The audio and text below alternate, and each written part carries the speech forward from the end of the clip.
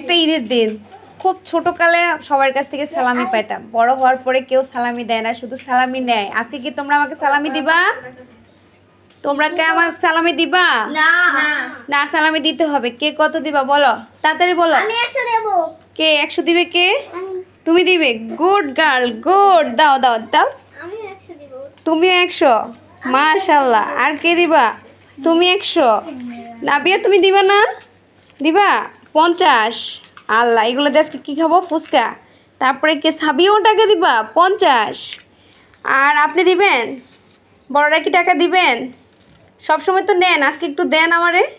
10 টাকা। ছি ছি, 10 টাকা নিবো না, ধরেন। না না, 10 টাকা নিবো না, 10 টাকা নিবো না আমি। 10 টাকা আপনি নিয়ে নেন। আপনি কি ফকিরকে বিক্রি দিয়েছেন? এত টাকা দিবেন? দেন, তাড়াতাড়ি দেন। কত দিবেন? আবার সেই 10 টাকা। আপনি টাকা নিবো না। 100 টাকা দেন, 100 টাকা দেন, বেশি না। 100 টাকা, 100 টাকা তাড়াতাড়ি। আবার 10 নিবো না, 100 100। আচ্ছা, দুইটা 10 টাকা দেন, দুইটা 10 টাকা তাড়াতাড়ি।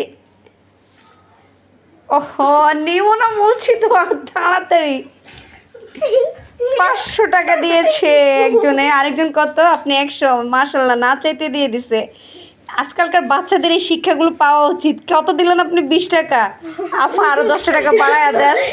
চলে গেলেন, আরো 10 টাকা দেন না। তারপর আল্লাহর কাছে শুকরিয়া, আজকালকার এই যে ছোট ছোট সোনামণিদের কাছ থেকে শিক্ষা নেওয়া উচিত। শুধু বাচ্চারা আমাদের থেকে নেয়, কখনো দেয় না। কিন্তু এই বাচ্চাগুলোরে আমি দেখলাম, তারা আমাকে কি করলো? নিজেরাই বকশিশ দিল।